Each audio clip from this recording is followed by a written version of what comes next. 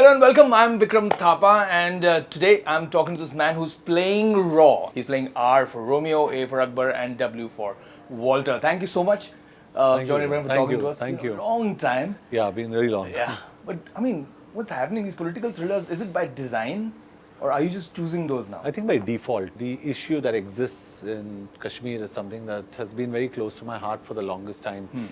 And I've read probably every book from Freedom at Midnight to everything down, even before I became an actor. So, when topics are so close to your heart, I don't know, you attract those kind of subjects. And when you get a good one, you want to do it. And Raw is that really extra special subject that came to me and I wanted to do it. It's inspired from a true story. Yeah.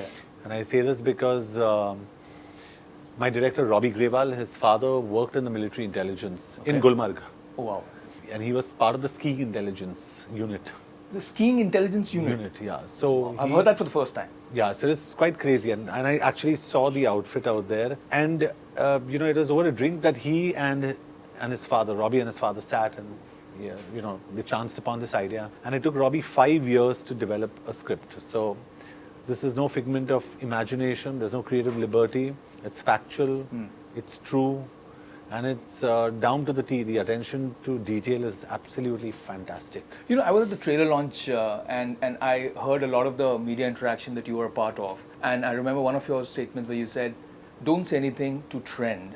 If I have to give celebrities the benefit of the doubt, then I'd say they were emotional. Emotions ran high. The sense of Indianness or the sense of coming from Pakistan must have run high and they must have made the statements. But I believe as a celebrity, you have a sense of responsibility.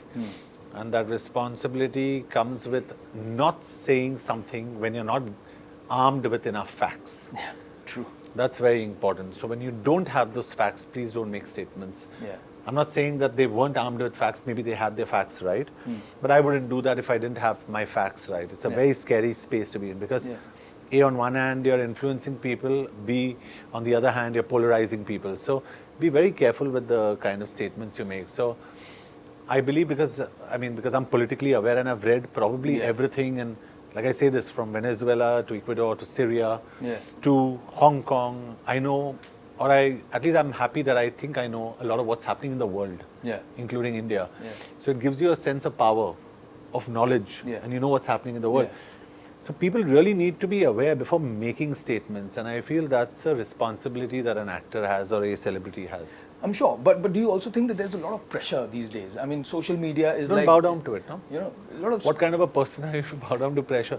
My point is, you can't find a quick fix, and this quick fix here is if there's a lot of pressure and your digital team has told you need to trend, you go and tweet something, send this tweet out today.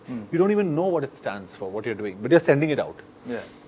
Am I right or wrong? Absolutely. That's scary. Yeah. That's scary. So I think sometimes just take a step back and don't talk about it. Talk about Disneyland. If probably you like going to Disneyland, talk about it. Talk about your favorite handbag if you want to talk about it, because you may have better knowledge about that. Yeah. But these are very sensitive issues, and you're talking about the weight of countries and people and religion and so many things. So respect that. You were in the UK. You're shooting for your film Pagalpanti there. What went through your mind on the 26th morning when we actually went out and did something? We went and we bombed Balakot. Where do I start from? See, elections are around the corner. Yeah. Let me start from there. Okay. Let me start from the areas that were bombed. Let me put all that aside. Let me just talk about collateral damage that's done on either side. Yeah. I don't know whether innocent human lives are lost. I don't know whether this is a solution. Nor do I know whether this is a knee-jerk reaction. But yes, there's a part of you as an Indian that feels proud that you give it back. So my thing is not about fighting or having a war. My thing is about dealing with terror, and we must deal with terror. So are you getting what I'm trying to say? Yes. It's a double-edged sword. I can go out there and thump my chest and say, yes, we attacked. We entered enemy lines and we attacked. Wow, great, man. Jingoism. Feels great. But I do not know if that was probably the best calculated move in my books. Because, we read everything from the Indian perspective. Yes. But if you read everything from a neutral perspective, then, I could raise questions and ask yourself, was it the right thing to do? I think the right thing to do is dealing with terror. How do you deal with it? Maybe there were camps there, maybe you knock them out. Fantastic. Fantastic. But we've got to be sure about doing what we're going out there and doing, and I'm sure our government Knew what they would. knew what they were doing. And this government actually, what I love about this government is that they give it back. Yeah. Let me talk about John Abraham, the producer. Is cerebral cinema more dear to John Abraham? Yes, it is. So I think, let me go back a bit. As an actor, when I was just an actor, I didn't get to do the kind of films I wanted to do. Yeah. Some of them work, like Taxis in the New York, you know. Some of them are really nice. Like my first film, just, you know, some of them are really nice. Yeah. Kabul Express, which I loved. No Smoking, which I really loved. But then I realized that most of them were not really where I wanted them to be. Yeah. Which is why when I had the strength to become one, I became a producer. Yeah. And if you see my quantum leap as an actor after I become a producer, Yeah. they're not the same two people. Yes. You know what I'm saying? Yeah. Because I'm convinced about now doing the subjects I'm doing in this space. Yeah. When I say I'm convinced, it's not in my comfort zone. It could be the most difficult role, Yeah. but I'm convinced about the story I'm telling. Yes. Which is why I feel this time of me of becoming a producer should have come sooner, but it couldn't. And I had to take the brickbats or the bouquets at that point of time. But now finally I've got into a zone and I enjoy, and I say this for any actor, when you work in a J entertainment film, you're safe. Yeah. Because you know it'll be well researched. I mean, it's great that you say if you're working for JA Entertainment, you are safe. Does that also, obviously, does that also mean for all the women who are working there, considering the Me Too movement that have happened? Oh yeah, totally. Totally. Are there any steps that you've taken in your own production house? They have to get past me. Any man has to get past me. No, I think I work in a place where I work only with women. Yeah. And there are women around me who work there. And I think the sense of safety and security that they bring to the environment is fantastic. Yeah. We've got a very healthy environment. Yeah. And I think, and I say this, and I'm glad you brought this up. I think it's probably, and I hope it would be the safest place for women to work in. You know, my last question, it again is to John Abraham, the producer. You gave us a film like Vicky Donor, which also gave us a star like Ayushmann. Oh yeah, lovely boy. A lovely, lovely film. I mean, it's like a cult film now. Yeah. What is your take on say, now that this word is again trending, I mean, nepotism, if at all.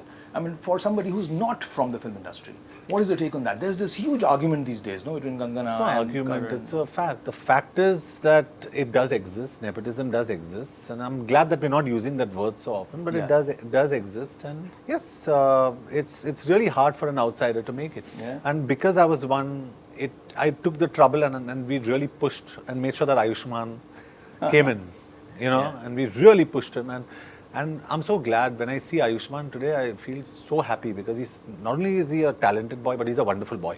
Yeah. So to see him do well is the greatest joy you can see.